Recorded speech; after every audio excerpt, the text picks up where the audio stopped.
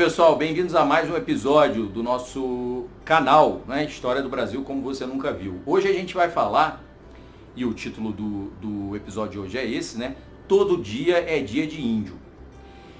Vocês sabem que abril, o mês inteiro de abril, é um conjunto, né, de eventos que homenageiam os povos indígenas do Brasil.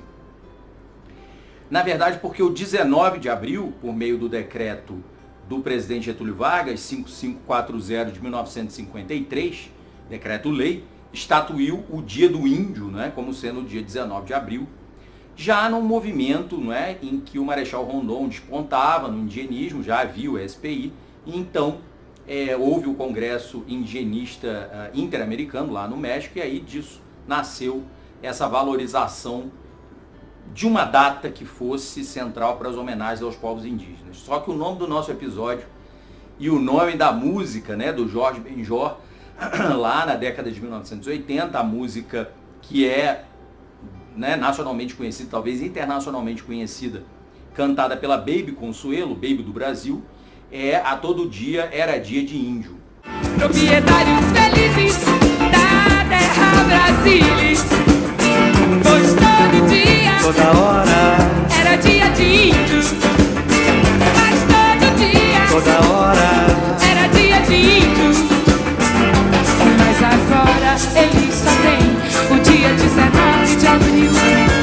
Mas agora ele só tem o dia 19 de abril, amante da natureza. Essa música problematiza, não é, a ideia de que dia de índio seja um dia só no ano inteiro, o dia 19 de abril. Porque, na verdade, todo dia era dia de índio, diz a música, antes da vinda, né, dos nossos antepassados portugueses, mas não só.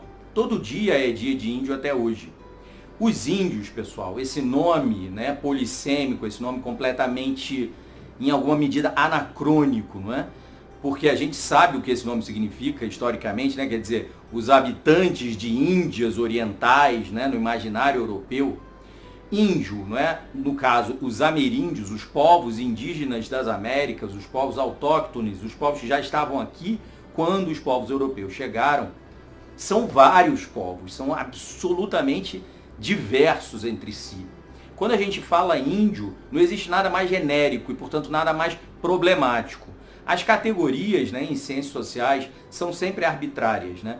E nada pode ser mais arbitrário do que algo que já é do senso comum, banal, não é? Trazido para as ciências sociais, que é o caso do termo índio. Então, o que existe não é índio, não é? O que existe no caso brasileiro são 300 povos indígenas, falando mais de 200 idiomas. Isso é inacreditável, porque o Brasil, de fato, consegue concentrar a maior sociobiodiversidade do mundo. Nenhum país tem tantos povos indígenas diferentes e tantas línguas indígenas diferentes. Nós temos, só que nós brasileiros não conhecemos nada disso, não é? Infelizmente, o Brasil, pela sua história, não é, pela sua composição, não é, pela sua construção, não deu valor a projetos que poderiam ter, de fato, encaixado, digamos assim, os povos indígenas de uma maneira muito mais portentosa, né, muito mais, hoje a gente diria, né, desenvolvimento sustentável, etc. Claro que os nossos antepassados no século XIX não tinham essa mentalidade, né? E alguns tiveram, sim, né? O grande José Bonifácio de Andrade Silva, não é? Depois um seguidor dele grande, André Rebouças. Mas de uma maneira geral, os povos indígenas ficaram relegados. Eles eram símbolos de algo que na cabeça daqueles homens, daquelas mulheres, já no século XIX, era do passado, era anacrônico e deveria deixar de existir. Até porque no XIX os nacionalismos estavam ali despontando, não é? E a ideia de que o Brasil pudesse ser um país multiétnico, não é? Multicultural, ainda não era isso de alguma maneira, isso existe difusamente naqueles que se interessavam pelas culturas indígenas e corriam atrás disso e pesquisavam, e que às vezes eram altas autoridades do Estado. O general Couto Magalhães é um deles, né, que quando houve a proclamação da República, era o presidente de São Paulo ainda, era ultramonarquista, né? Então, a gente tinha, assim, no Império já as diretorias gerais de índios das províncias do Império. Mas era uma ação localizada, regional, que não tinha um tostão furado, e aí a gente já está falando aqui do tema indigenismo de Estado, né, que se inicia dessa maneira. Aliás, se inicia na colônia, né? Vai ter a sua passagem para o Império e depois vai chegar na República Velha e até a República atual. Então, os povos indígenas são absolutamente diversos e tem que ser encarados como tais. A história de cada povo indígena, da cultura de cada uma dessas que a gente chama genericamente de tribo, não é? Cada um desses povos é uma história muito rica. Às vezes, dentro de um mesmo povo, existe uma história de inimizade entre um clã e outro clã. Historicamente falando, é isso, é muito diverso, é muito diverso. Então, os nomes que a gente chama esses povos indígenas são nomes que às vezes não tem nada a ver com os nomes que eles se dão, com a sua autodenominação. Então, por exemplo, um exemplo de povo indígena contatado no século XX já, como há vários, né, que a FUNAI faz esse contato para salvaguardá-los, né, para que de fato eles continuem existindo e integralmente, né. São os Auá, não é?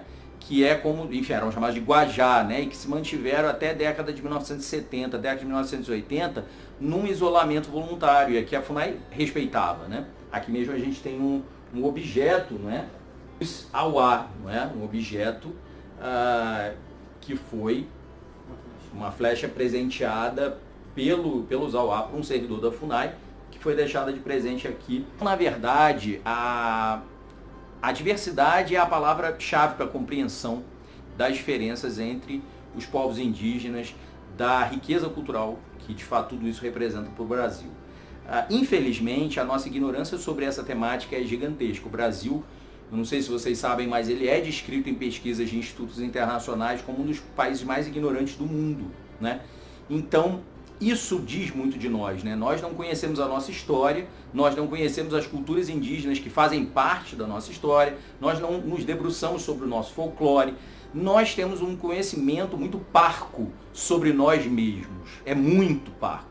Eu posso dizer que como historiador, lá na minha formação originária na PUC do Rio de Janeiro, eu tive um período inteiro de reflexão sobre os povos indígenas, o indigenismo de uma maneira geral, estudando o professor João Manuel Monteiro, não é, os textos dele, a professora Manuela Carneiro da Cunha, mas isso é muito restrito, né? Eu não diria que as formações em História do Brasil deem tanta importância assim.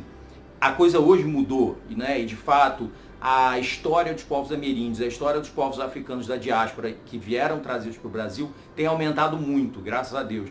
Mas isso antigamente não existia de fato. O desinteresse era muito grande e nós brasileiros ignoramos, né, quase que por completo o que significam hoje em dia os povos indígenas. Antes de eu entrar na FUNAI, eu era muito ignorante sobre essa realidade. É uma realidade fática, social, uma realidade jurídica também, sobretudo os direitos originários que eles possuem, as terras que foram, não é, ancestralmente habitadas e que até hoje nós dizemos que eles mantêm nessas terras a habitação tradicional e a ocupação, né, o modo de ocupação tradicional. Então, essa diversidade, não é, dos povos indígenas, ela deve ser encarada não como um veredito para que você não se interesse por eles, muito pelo contrário, ela deve ser encarada como um grande desafio, um dos maiores, se não o maior desafio da democracia brasileira no século XXI.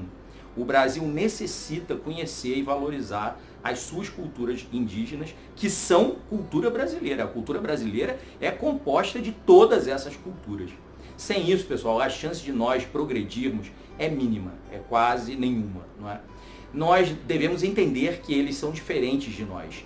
Humanamente falando, do ponto de vista da essência, todos nós somos iguais. Mas contingencialmente, todos nós somos diversos, todos nós somos muito diferentes. Então, do ponto de vista étnico, do ponto de vista cultural, um povo indígena é diferente de nós. E os indígenas que pertencem a esses povos, né, a esse povo, são diferentes de nós. Eles têm uma outra compreensão de mundo, uma outra compreensão de laços de parentesco, etc, etc. Tudo isso tem que ser minimamente estudado. E, sobretudo, não é, quem se dedica a isso, não é, as organizações indígenas e também o órgão indigenista do Estado, que é a FUNAI, devem ser valorizados, o que não existe no Brasil atual. Então, eu concluo por aqui, há muito que se dizer, não é, sobre o tema. Isso aqui é uma mera introdução a um tema que é riquíssimo na história do Brasil, que são os nossos povos indígenas, não é? Uma saudação gigantesca a todos eles, né? E que no ano de 2019 o ATL, o Acampamento Terra Livre, que é estabelecido anualmente aqui em Brasília, tenha muito sucesso, né, tenha muito êxito e eles consigam vocalizar parte das suas lutas, que são lutas milenares, não é, por resistência, enfim, de resistência, não é, seculares, ao menos aqui no caso da invasão, como eles encaram, né, a invasão dos europeus aqui, mas que, bom, na verdade são histórias de povos milenares, né? É isso, pessoal. Ficam aí abertos os canais do nosso canal para as sugestões, para as críticas, etc. Um abraço grande.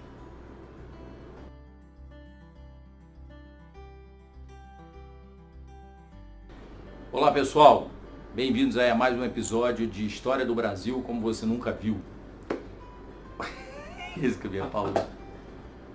Não, corta isso. Pessoal, não esqueça de se inscrever aqui no canal e de colocar o sininho de alerta lá para vocês saberem os vídeos que estão sendo lançados, ok?